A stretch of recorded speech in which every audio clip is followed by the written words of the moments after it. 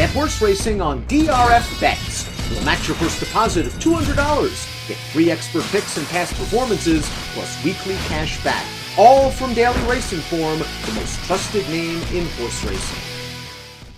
Hi, everybody. Dan Illman, Mike Beer, taking a look at the feature race at Oaklawn Park on Saturday for 3-year-old filly sprinters. It's the Dixie Bell, carded as race number 9. Let's take a peek at this field. Intriguing group, Mike, led by the talented number 3, Key of Life, 7-5 on the morning line. A stakes winner last year at 2, beaten favorite in her most recent start, but she faced 2 very promising horses. The winner, Red Carpet Ready, maintained her unbeaten streak last week in a graded stake at Gulfstream. Yeah, didn't run her best race the last time we saw her, and then Brad Cox gave her a little bit of time off. She'll come back with Lasix in a spot where it feels like if she just even takes any kind of a small step forward in her first start at 3, she's supposed to be really tough in here. She also has speed, Dan, and I feel like they probably should use it in this race, which they didn't do last time. You took the words right out of my mouth, and it's a perfect segue for the Timeform US Pace Projector. Key of Life should be close. Stone Silent, we really don't have much to gauge on her other than she ran once last year going 5/8 of a mile. She showed fine gate speed, and if she shows that sort of fresh speed here, she'll be forwardly placed. The problem is not only the layoff with Stone Silent, but the fact that the pace is likely to be a lot faster than that race against 2-year-olds. It'll be interesting to see how fast they wind up going here. Certainly Stone Silent, as you've already pointed out, we only saw her once last year, but she had an awful lot of speed in that race, easily cleared off against some experienced horses that day. Key of Life to me is supposed to go in here, Dan. They also have the 7 Twirled right up close to the pace, and she does have speed as well. I don't know if I can get fully behind this red bar designation for this pace. The number 1, Pate, is coming off of a maiden win at Oaklawn Park. We're going to take a look at that race right now. It was on January the 21st, and she broke from the rail. She seemed a little bit green early, and she was put on a hard chase from the pocket on the turn. She still has work to do, and I think she deserves a lot of credit for reeling this loose leader in. I'll agree with you, Dan. I just want to give her a little bit of extra credit for the game finish she puts in here and finally gets up in the late stages of this race. It just feels like a nice progression for this filly. It felt like she was slowly taking steps forward in her prior 3 starts, and she put everything together right there. This is a pretty tough spot, though. The number 2 is Classy Bridget, 4 starts. Has run well in all 4 of those races, and she has the kind of tactical speed where she can work out good trips. I thought she had a good trip 2 starts back in her maiden win over Muddy Going, and last time out, first time against winners, the rail just opens up. She's the favorite. She was expected to run big, and once this hole opens up, she shoots on through and she settles things very quickly. Yeah, it's a good performance here. Perhaps another step in the right direction for her also, Dan. I'll admit I wasn't totally sold on her after the maiden win too bad, because like you, I just felt like she got a really good trip in that race to get the job done. She was obviously a lot better here back over fast dirt.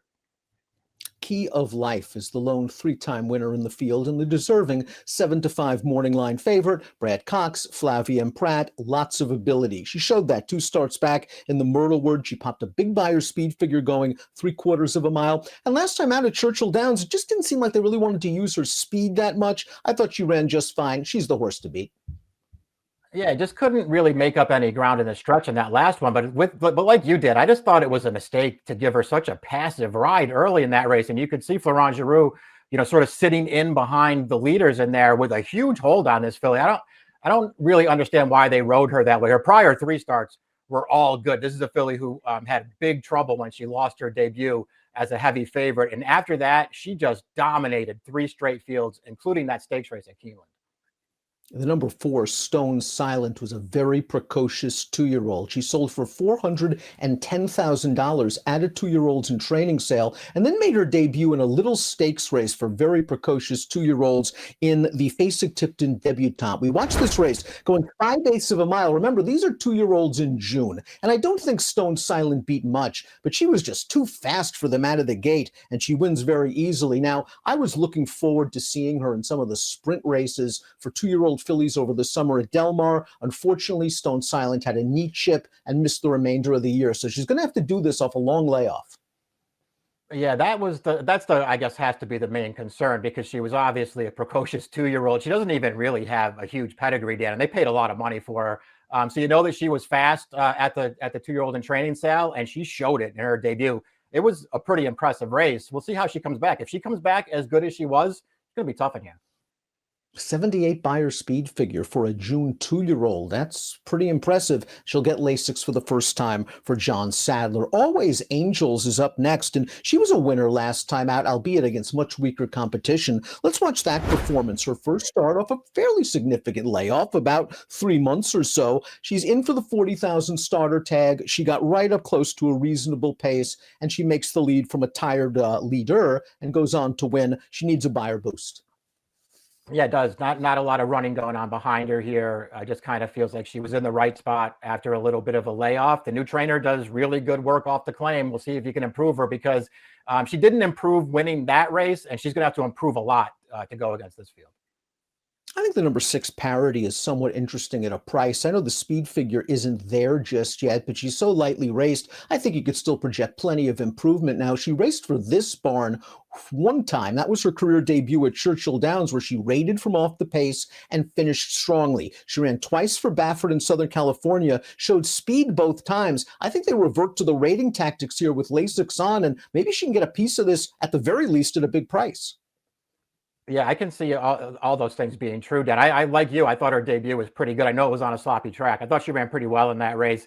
I don't feel like you're supposed to be too hard on her for the 2 starts out in California there, where they went 7 in stakes races and put her on the lead. She didn't run well either time, in my opinion, but this is a totally different kind of a race here. And she also gets Lasix for this. 4 starts for Twirled, 2 wins, 2 seconds. She finished ahead of Key of Life 2 starts back at Churchill Downs and showed that race was no fluke with this victory at Oaklawn Park on New Year's Eve. This is a 2-life optional claiming event, and Twirled showed her good tactical speed. She got right up close to the pace. She had the lead at the quarter pole, and she just keeps chugging along. The 4th place finisher came back to hit the board in a starter allowance with a 68 buyer. She's up in class, but we know she's a stakes class filly, and this outside post gives the rider plenty of options. Those things are all true, and she's so lightly raced that I'm going to try not to be too hard on her here, Dan. I was not impressed with that win last time at all. That was a pretty bad field, and the only horse that really looked like she had a shot at her at the top of the stretch there was like 1,000,000 to 1, and just totally stopped running through the stretch. I don't know, man. I didn't think she ran that well last time. Her prior 2 dirt races are fine, but they didn't make me want to bet her in here. Baytown Lovely is going to return to dirt after a couple of failed experiments over the Turfway Poly track. I'm really not going to pay attention to those races. I'm going to focus more on her efforts on dirt. And in those races, Key of Life has handled her a couple of times already. So she's got to take a pretty big step forward. She does.